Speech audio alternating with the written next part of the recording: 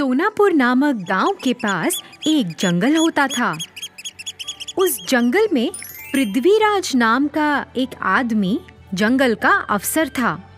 वह अपने परिवार के साथ जंगल में एक खूबसूरत बंगले में रहता था।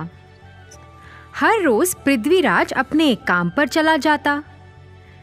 पृथ्वीराज की पत्नी पायल एक खेल क्षेत्र चलाती थी। वह उस खेल क्षेत्र में 3 घंटा काम करती थी। एक बेटा था अर्जुन। वह हर दिन स्कूल जाता था और फिर स्कूल के बाद घर वापस आकर वो भी बाकी बच्चों के साथ खेल क्षेत्र में खेलता था। खेल क्षेत्र के पीछे पृथ्वी और पायल ने एक छोटा सा खूबसूरत लकड़ी का घर पेड़ पर बनाया। वह उसे अर्जुन को उसके 9वें जन्मदिन पर उपहार के रूप में देना चाहते थे। उन्होंने उस घर में खूब सारे खिलौने रखे।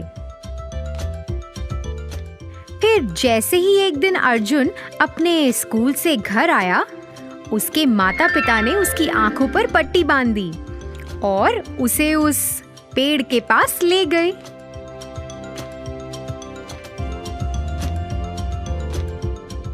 जैसे ही अर्जुन ने वह घर को देखा, वह बहुत खुश हुआ। वह अपना आधा दिन उस लकड़ी के घर में ही बिताता था। एक दिन अर्जुन उस घर से अपने घर की ओर भागता हुआ आया।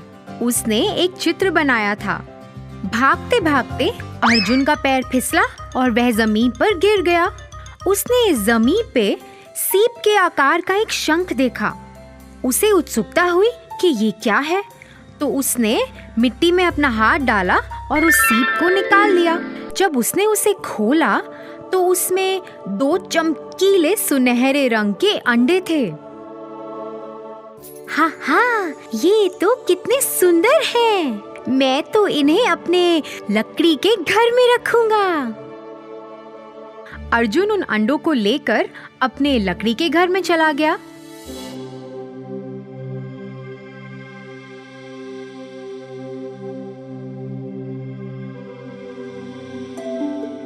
और उनके साथ खेलने लगा। जैसे ही वह खेल रहा था, अर्जुन की माँ ने उसे पुकारा। अर्जुन घबरा गया कि कहीं उसकी माँ को पता ना चल जाए और वो उसे डांटे ना। उसने फटाफट से उन अंडों को एक कपड़े के अंदर छुपा दिया और वहां से नीचे चला गया।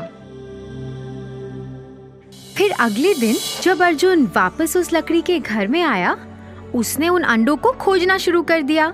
उसे ये देख के बहुत हैरानी हुई कि एक दिन में ही अंडे बड़े हो गए हैं। वह उन्हें आश्चर्य से देखता रहा कि कैसे एक दिन में अंडों का आकार बड़ा हो गया है। देखते ही देखते अंडे दिन ब दिन बड़े होते गए। अर्जुन अब 11 साल का हो गया था और अंडों का आकार तो बहुत ही बड़ा हो गया। अर्जुन को ऐसा लगा कि अब तो उस लकड़ी के घर में इन्हें छुपाना नामुमकिन है। तो उसने सोचा कि अब वह उन अंडों को कहीं और जाके छुपाएगा। दूसरा स्थान खोजने के लिए वह अपनी साइकिल पर घर के आसपास देखने लगा। उसने एक पुराना सा घर देखा। उसने सोचा कि यह अच्छी जगह है जहां वह अपने अंडों को छुपा सकता है। वह जल्दी अपने घर वापस आया, उन अंडों को लिया और जल्द ही उस पुराने बंगले की ओर चला गया। उसने उन अंडों को वहां छुपा दिया और उसके बाद वह वहां कभी नहीं गया।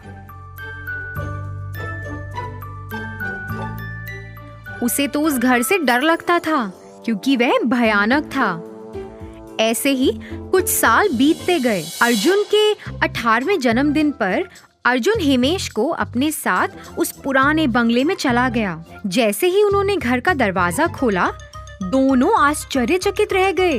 अंडे तो उनसे भी बड़े हो गए। ये क्या था? इतने बड़े कैसे हो गए अंडे? क्या ये सचमुच के सुनहरे अंडे थे? उनके दिमाग में ऐसे ख्याल आने लगे। दोनों ने तय किया कि वह अंडों का राज जानेंगे। इसीलिए वह पुस्तकालय में चले गए और कुछ किताबें पढ़ने लगे जिससे उन्हें अंडों का ज्ञान हो। पढ़ते पढ़ते अर्जुन को कुछ प्राप्त हुआ। अर्जुन ने यह पढ़ के हिमेश को सुनाया कि ये सुनहरे अंडे तो बहुत खास हैं। ये शुरू में तो बहुत छोटे होते हैं और सीप के आकार के शंख के अंदर होते हैं, मगर जैसे ही इन्हें कोई छूता है और उस शंख से बाहर निकालता है, धीरे धीरे ये बहुत बड़े होने लगते हैं। जो भी इन अंडों को सबसे पहले छूता है वो इन अंडों का मालिक बन जाता है। ये जादुई अंडे हैं। इन अंडों में इतनी ताकत है कि ये किसी को भी दूसरी दुनिया में लेकर जा सकते हैं।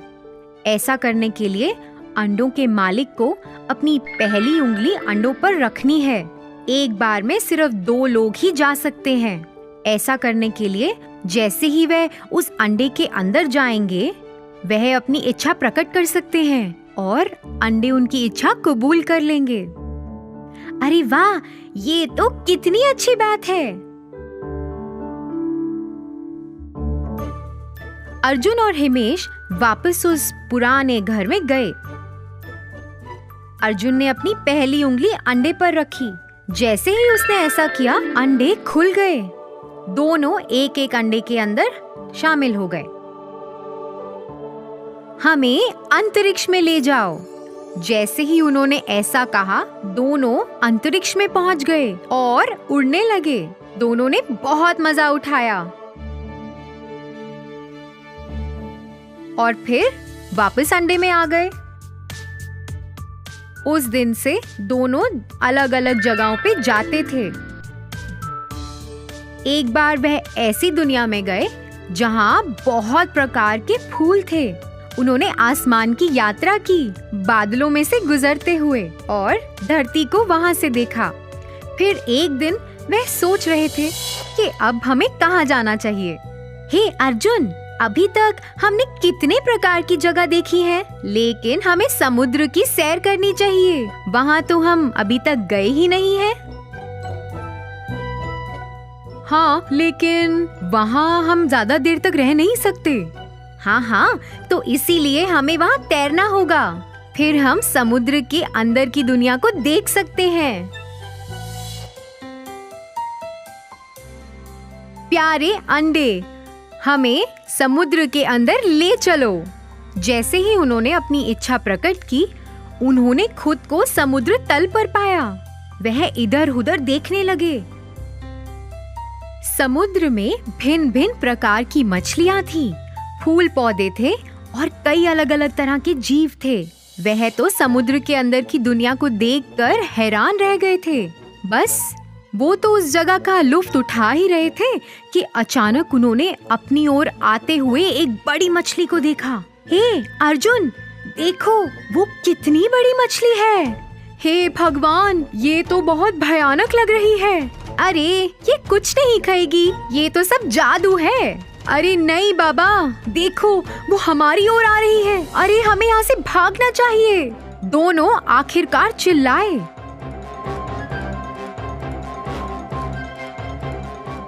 मेरे सुनहरे अंडे, मुझे यहाँ से वापस ले चलो। फिर जैसे ही उन्होंने ऐसा कहा, वह वापस अंडों के अंदर आ गए। उन्हें फिर एहसास हुआ कि जादू का तो इस्तेमाल करना उन्हें आ गया है, लेकिन उस जादू की मदद से उन्हें कहाँ कहाँ जाना है, इसकी उन्हें अभी तक खबर नहीं है। उन्होंने कभी ऐसा सोचा ही नहीं था कि ऐसी भयानक घटना भी उनके साथ घट सकती है। दोनों ने ये तय किया कि अब वह उस जादू का इस्तेमाल नहीं करेंगे। उन्होंने उन सुनहरे अंडों को बड़े से कपड़े से ढक दिया।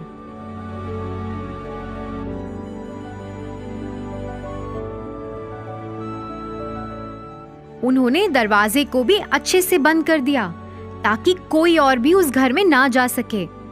इसके बाद वह दोनों उस घर में मुड़कर कभी वापस नहीं लौटे। तो बच्चों, इस कहानी से हमें ये सीख मिलती है कि हमें अपनी सीमा से बाहर जाकर कुछ भी नहीं करना चाहिए, नहीं तो हमें मुसीबतों का सामना करना पड़ सकता है।